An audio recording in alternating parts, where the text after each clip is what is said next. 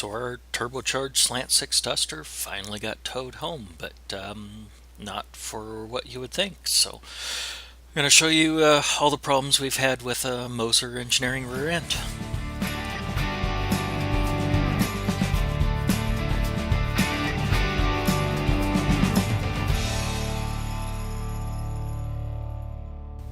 Okay, so to start out, might as well tell you why I changed out this axle last summer from 8 1/4 axle to the brand new 8 3/4 axle that is in it. So the 8 1/4 that I had was kind of overhauled years ago when I didn't have a lot of money. So it was a recycled ring and pinion, a few other parts. Had to use axle saver bearings, couldn't afford to get new axles, and they were kind of grooved. And it was just starting to make noise and a little bit more with, I think, the power I was putting into it and maybe driving a little hard.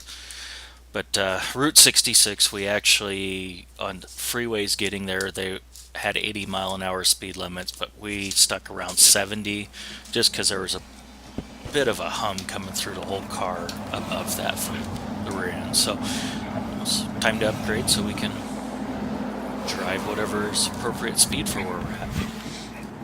Oh, there we go. See? Had to find where the ball wasn't.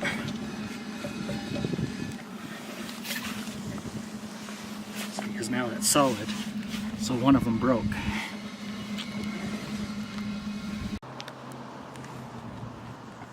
Oh. I mean, it's got wiggle, but not much. So after doing some research, I thought the best decision was go with a Moser Engineering rear axle from their Muscle Pack series. It's sold as a complete bolt-in 8 3/4 axle, and you specify if it's AB or E-body car. Yeah, it seemed like the best way to go. I looked at, in fact, I almost got a another Duster that had the 8 3/4 but the wrong bolt pattern, and that's really what it came down to. It seems like a bolt-in housing had the wrong bolt pattern. There's a few places kind of selling some rebuilt ones that should bolt in, but Moser was selling something that on paper looks great because it's supposed to be everything brand new, backing plates, bearings, axles, gear, everything new, and that looked great on paper, at least until we got it. And we had it last all of 1,300 miles. So the first and obvious problem when installing this axle was the parking brake cables were massive, and well, they're universal. And you know, if you're selling it as a bolt-in to an A-body, I assumed it would have A-body parking brake cables. So anyway, track those down. It was an easy enough fit, but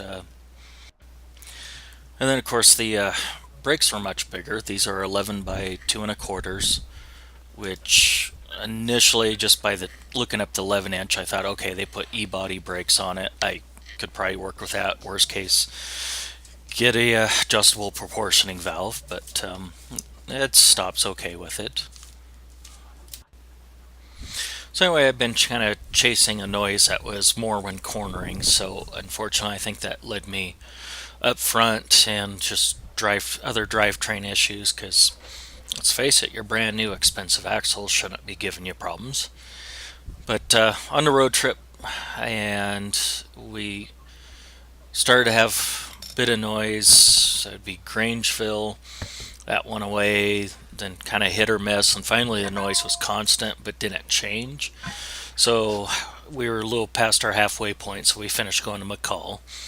And the next morning, I've got gear lube all over the ground, and that kind of narrowed down our problem in our hurry. And we tried to see if we could get a wheel bearing and seal in McCall, and it would have took many days to get, and what shops I could tell should be able to swap out a wheel bearing on an axle like that all said they couldn't press the bearings on and off. So we opted to call up someone with a trailer and haul us home. So based on the car's GPS, because I kind of track the fuel consumption on it, we have about 12 or 1,300 miles on this wheel bearing before catastrophic failure, which this is brand new stuff. This is a $4,000 axle. It's really, I'm not impressed.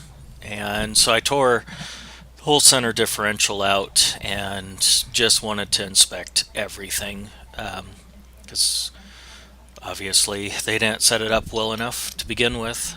Center section appears to be okay, but unfortunately I think I'm going to be pulling it out occasionally just to check things. And I guess this is one of those lessons learned that maybe just build your own rear end when you need to upgrade.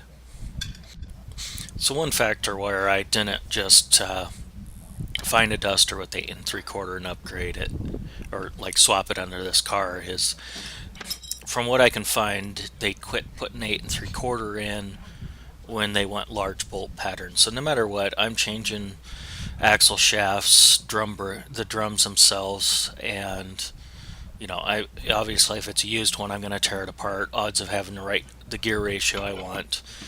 And granted, that's one of the reasons I like the 8 3/4 is it's much easier to just change gears by swapping out your center section.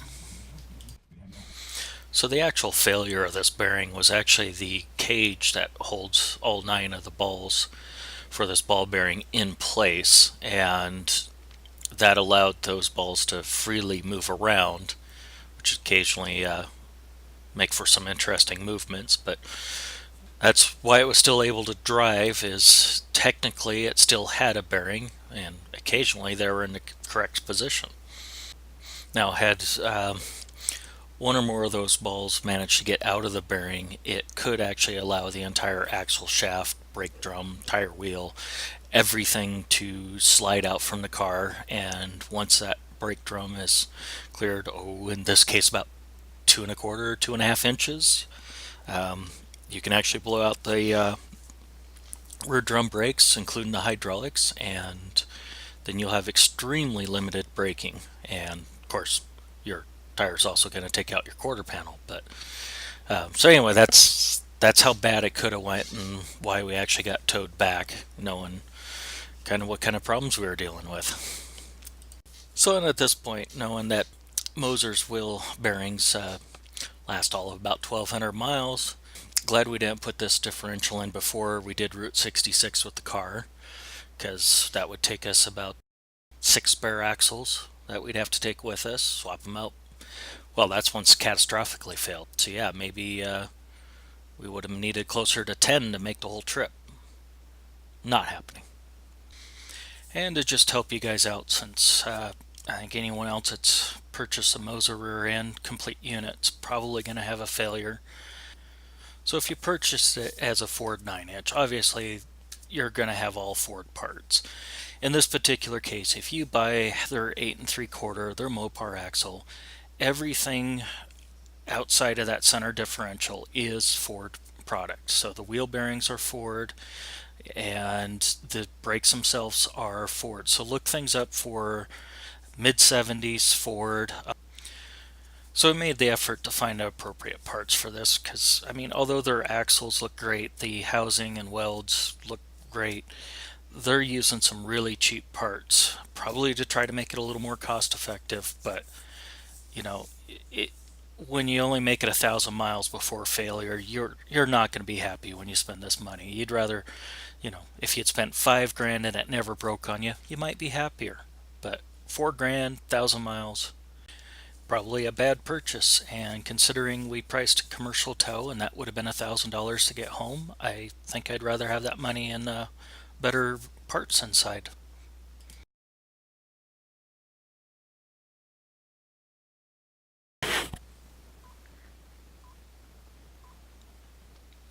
And thanks for watching.